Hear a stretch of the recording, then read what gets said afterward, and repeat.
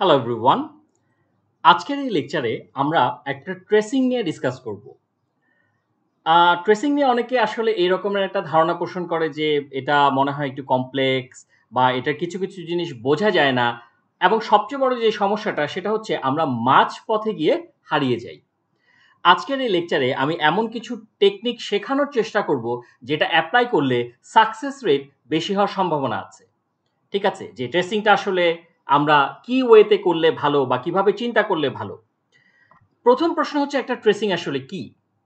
একটা কোডিংই তো, রাইট?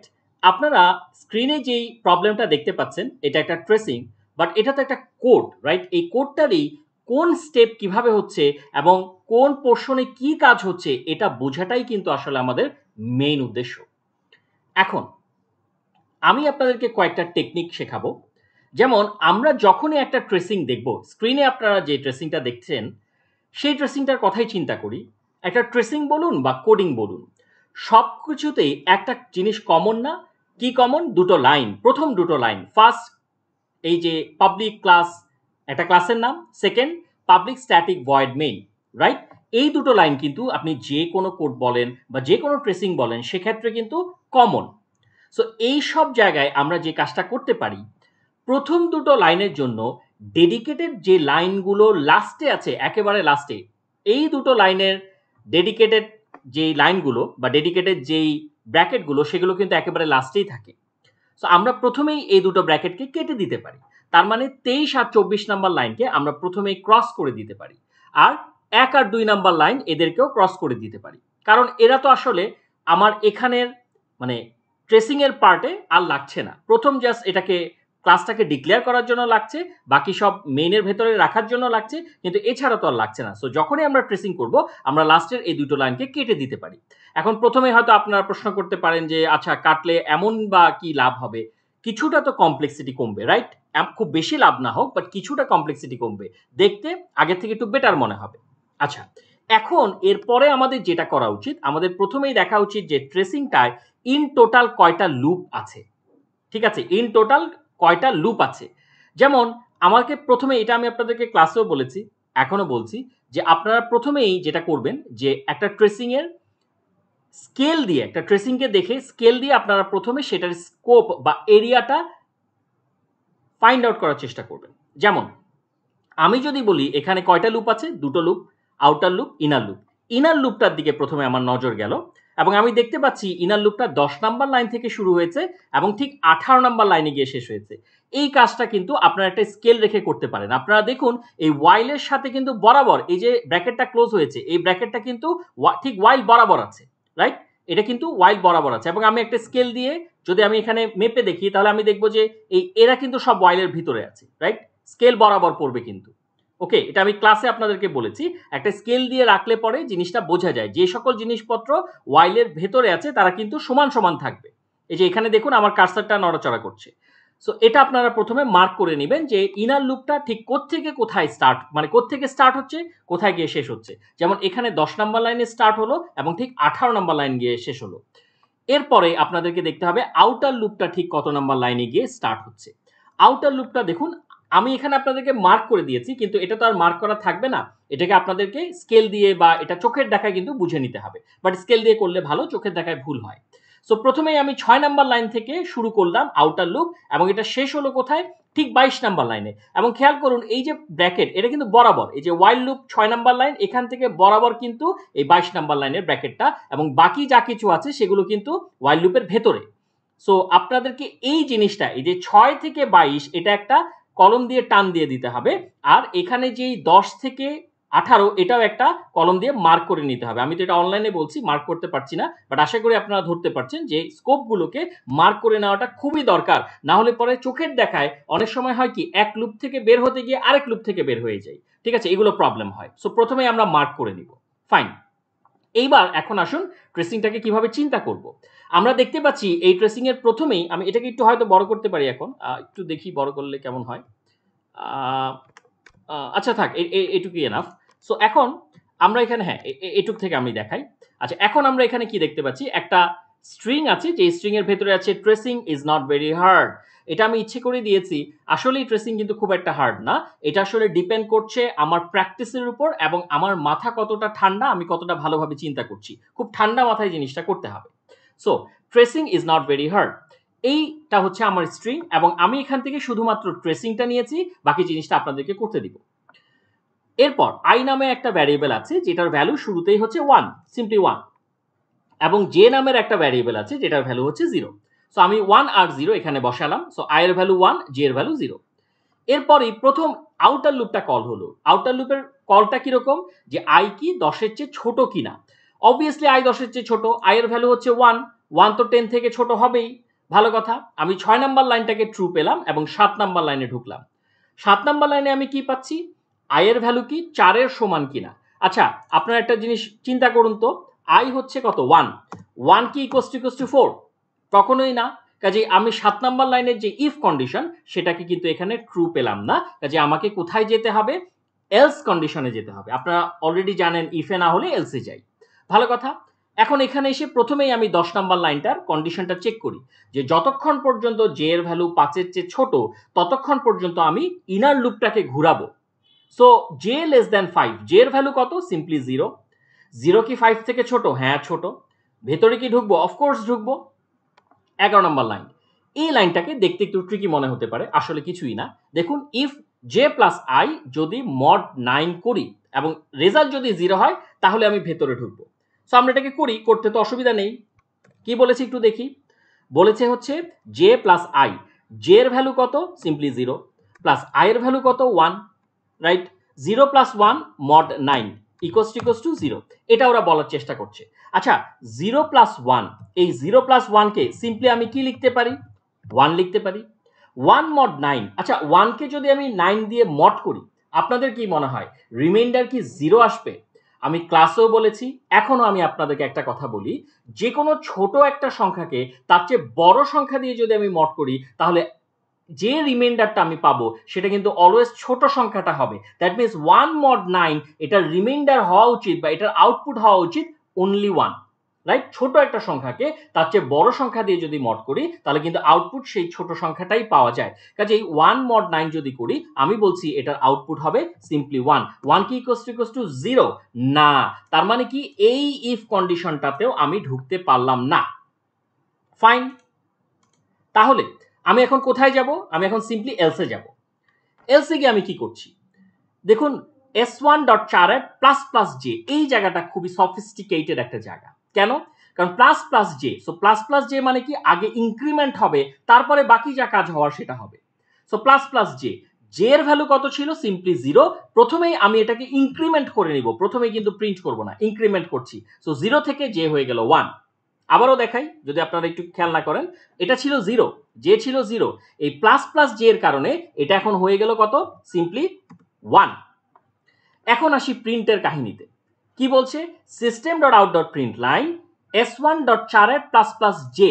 ঠিক আছে, প্লাস প্লাস কিন্তু কাজ আমাদের ডান, প্লাস প্লাসের কাজ ডান। আমরা এখানে লিখছি s1.4 এবং plus plus J, plus plus তো হয়ে গেল, যে জের ভ্যালু এখন কত, সিম্পলি 1। তার মানে আমি কি বলতে চাচ্ছি, s1 হচ্ছে আমাদের tracing is not very hard.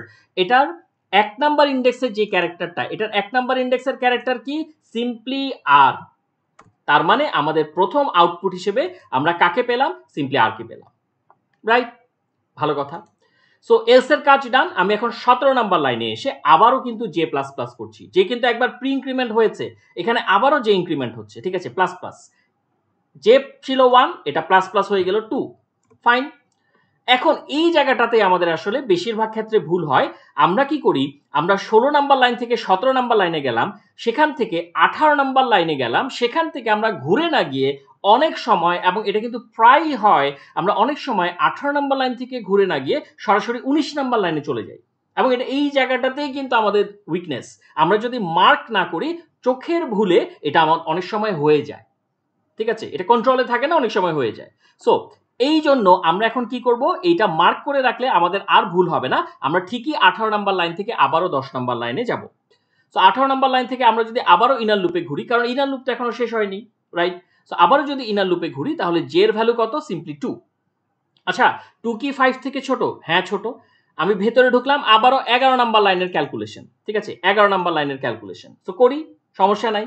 ক্যালকুলেশনটা কি, J plus I, J plus I, J এর ভ্যালু কত, সিম্পলি 2, প্লাস আই এর ভ্যালু কত, সিম্পলি 1, এটা মড 9, এটা মড 9 ইকুয়ালস টু 0। আচ্ছা, 2 প্লাস 1 মড 9, 2 প্লাস 1 মানে কত, সিম্পলি 2 প্লাস 1 মানে হচ্ছে 3। 3 কে 9 দিয়ে মড করলে কত হবে, একটু আগে আমি বলেছি কিন্তু কোনো একটা ছোট সংখ্যাকে তার চেয়ে বড় সংখ্যা দিয়ে যদি মড করা হয় তাহলে কি হয়, আউটপুট ওই ছোট সংখ্যাটাই থাকে। কাজে আপনারা এটা বাসায় খাতায় করে দেখতে পারেন, কিন্তু 3 মড 9 আলটিমেটলি আউটপুট 3 আসার কথা। সো 3 মড 9 করলে 3 আসছে। কাজেই আমি যদি এখানে লিখি সিম্পলি 3 কি ইকুয়ালস টু 0, কখনোই না। তার মানে এই ইফটাকে আমি এবারও পেলাম না, ফাইন। কাজেই ব্রেকও পেলাম না, যদি ইফ না পাই তাহলে ব্রেকও পাবো না, রাইট। আচ্ছা, এখন আমি কি করলাম, আমি এখন এলসে গেলাম, এলসে। সো যেটা বলছিলাম যে আমরা যেহেতু ইফ কন্ডিশনে ঢুকতে পারিনি, কাজেই ব্রেক তো পাচ্ছি না। সো আমি কোথায় চলে যাব, সিম্পলি এলস কন্ডিশনে চলে যাব, এবং সেখানে গিয়ে আমি আসলে কি দেখতে পাচ্ছি, আগের মতো s1.chart plus plus J, right. তাহলে কি ইনক্রিমেন্ট, প্রি ইনক্রিমেন্ট হবে। সো জে এর ভ্যালু ছিল 2, আমি যদি এখন প্লাস প্লাস জে করি তাহলে সিম্পলি এটা হয়ে যাবে 3। ভালো কথা। এখন আমি কিন্তু ইনক্রিমেন্ট করেছি, প্রি ইনক্রিমেন্ট, আমি কিন্তু প্রিন্টের কাজ এখনো করিনি। সো প্রিন্টের কাজটা কিরকম হবে, এই যে দেখুন, s1.chart অ্যাট জে, যে ইনক্রিমেন্ট হয়েছে প্লাস প্লাস জে হয়েছে, প্লাস প্লাস জে হয়ে 3 হয়েছে, এই যে দেখুন জে এর ভ্যালু 3, তাহলে এখানে এখন কত বসবে, সিম্পলি 3 বসবে। তাহলে s1.char at 3 এটা আসলে কি হতে পারে, s1 হচ্ছে tracing is not very hard, এই যে tracing is not very hard আমরা এখানে যেটা লিখেছি সেটা 3 নাম্বার ইন্ডেক্স, 3 নাম্বার ইন্ডেক্সে কি আছে, সিম্পলি সি আছে। তার মানে আমার নেক্সট ভ্যালু কি হবে, সিম্পলি নেক্সট ভ্যালু হবে সি। আশা করি আপনারা এতটুকু ধরতে পেরেছেন, আমরা আস্তে আস্তে আরো বুঝাচ্ছি। সো এই লাইনের কাজ শেষ, 15 নাম্বার লাইনের কাজ কিন্তু ডান। এখন আমি আসলাম 16 নাম্বার লাইনে, সেখান থেকে 17 নাম্বার লাইনে এসে জে এর ভ্যালু কিন্তু আবার বাড়াবো। জে লাস্ট ভ্যালু কত ছিল, সিম্পলি 3 ছিল, এখন জে এর ভ্যালু কত হয়ে যাবে, 4 হয়ে যাবে, ফাইন। আবার 18 নাম্বার লাইনে আসলাম, এখান থেকে আবারও লুপে ঘুরবো, এগেইন আমার কিন্তু ইনার লুপটা এখনো শেষ হয়নি, ফাইন। সো জে এর ভ্যালু কত, 4, 4 কি 5 থেকে ছোট, হ্যাঁ 4 5 থেকে ছোট নিঃসন্দেহে। আবারও 11 নাম্বার লাইনে আসলাম, আবারও ইফ কন্ডিশন চেক। তো আমরা ইফ কন্ডিশনটা আবারও চেক দেই, কিরকম, J plus I, J plus I, J এর ভ্যালু কত, জে এর ভ্যালু এখন 4, সিম্পলি 4, রাইট, দেখে নিন সিম্পলি 4। সো আমি এখানে লিখি 4 প্লাস আই এর ভ্যালু কত, আই এর ভ্যালু সিম্পলি 1, এই যে 1, রাইট 1। সো আমি এখানে লিখি 1, এটাকে আমি এখন করছি mod 9, mod 9 equals to 0। Again 4 plus 1, এটা মানে কি, আমি 4 প্লাস 1 লেখা যেই কথা, আমি এখানে 5 লেখাও কিন্তু সেম একই কথা। সো আমি 5 মড 9 ইকুয়ালস টু 0 করছি। আপনারাই বলুন তো, আমরা তো অনেকবার জিনিসটা করে ফেললাম, 5 মড 9 মানে কত হতে পারে, এগেইন একটা ছোট সংখ্যাকে তার চেয়ে বড় সংখ্যা দিয়ে মড করলে আউটপুট কিন্তু দ্যাট ছোট সংখ্যা। তাহলে 5 মড 9 আলটিমেটলি আসলে আমার এখানে রেজাল্ট কি আসবে, সিম্পলি 5 আসবে। 5 কি ইকুয়ালস টু 4, 5 কি ইকুয়ালস টু 4, কখনোই না। কাজেই এই ইফ কন্ডিশনে আমি আবারও ঢুকতে পারলাম না, তার মানে আলটিমেটলি আসলে এখানে এই ব্রেকটা কাজ করলো না।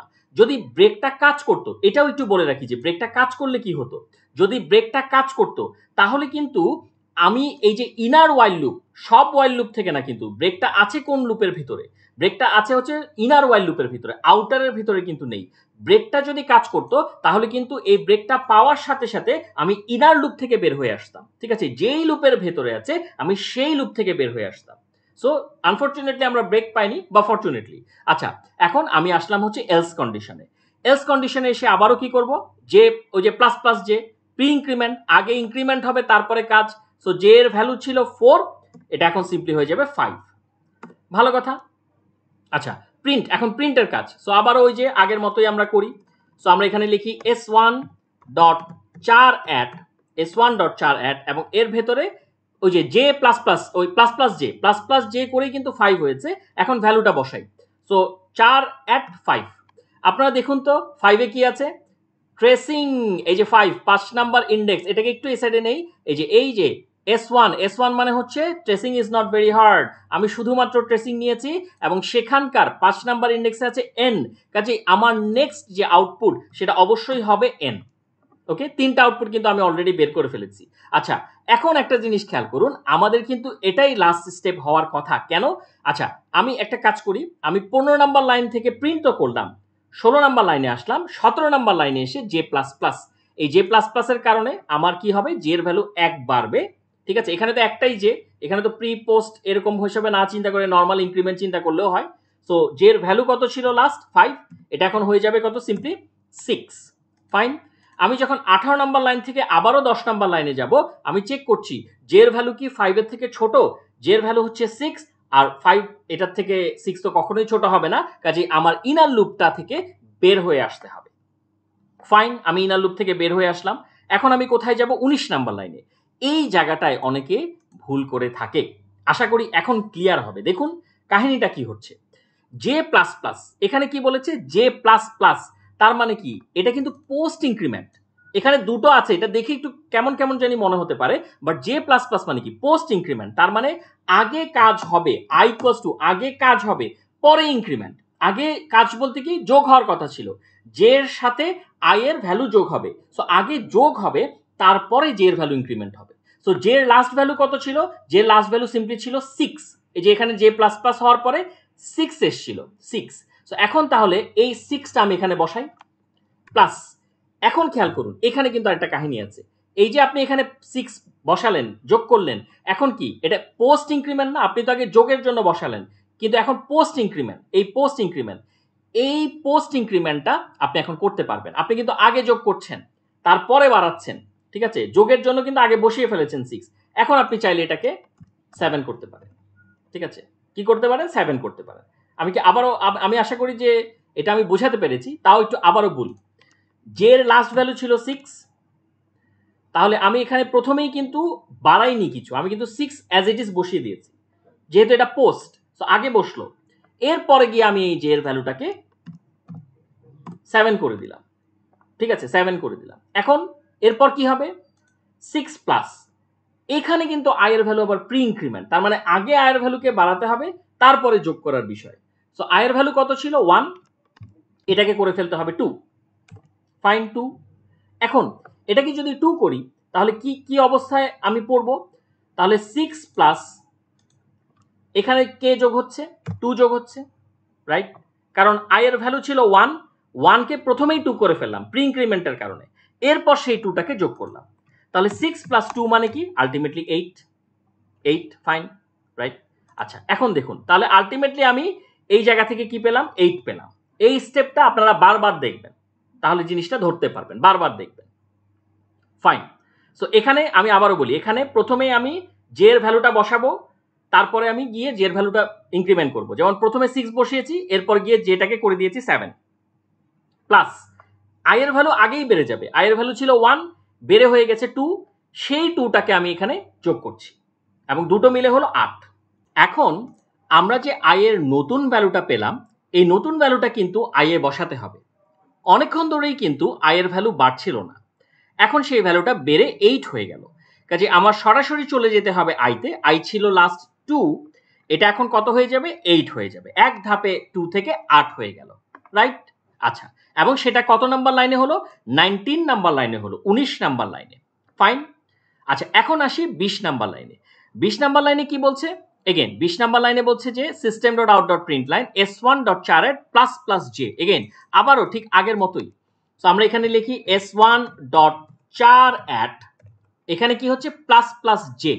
সো জে এর ভ্যালু লাস্ট কত ছিল, জে এর ভ্যালু লাস্ট ছিল 7, এটা কিন্তু এখন প্রি ইনক্রিমেন্ট, এই জায়গায় কিন্তু প্রি ইনক্রিমেন্ট হচ্ছে, কাজে এটা হয়ে যাবে 8, simply 8 plus plus 7 pre increment হলো 8 হবে, এরপরে গিয়ে আমি প্রিন্ট করতে পারবো। সো আমি এখন প্রিন্ট করি, সো জে এর ভ্যালুকে আমি কত হিসেবে পাচ্ছি, 8 হিসেবে পাচ্ছি, সিম্পলি 8।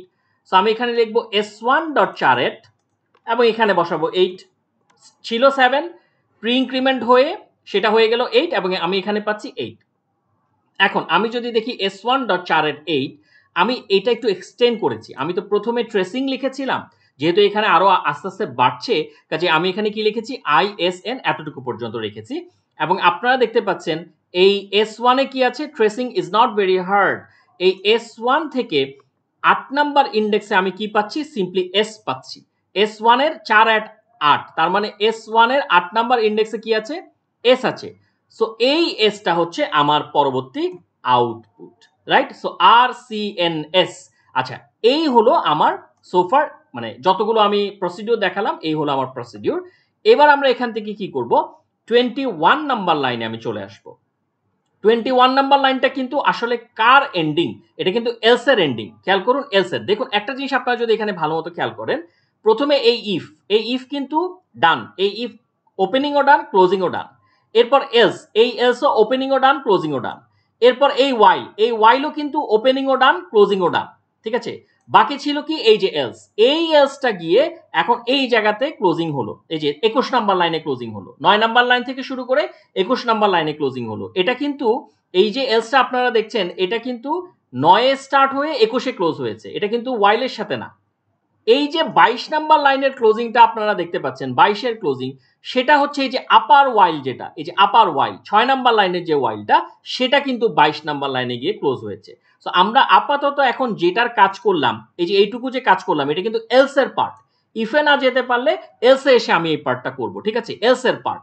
এখন আমি 22 নাম্বার লাইনে যাব, সেখান থেকে আমি আবার লুপে ঘুরে যাব। কোন লুপে, ইনার লুপে না আউটার লুপে? অবভিয়াসলি আউটার লুপে, আউটার লুপের স্কোপ এটা। সো আমি আবার 22 নাম্বার লাইন থেকে সরাসরি 6 নাম্বার লাইনে চলে যাব। 6 নাম্বার লাইন, 6 নাম্বার লাইনে গিয়ে কি দেখতে পাচ্ছি, আয়ের ভ্যালু কি 10 থেকে ছোট কিনা। আয়ের ভ্যালু 8, অবভিয়াসলি আয়ের ভ্যালু 10 থেকে ছোট।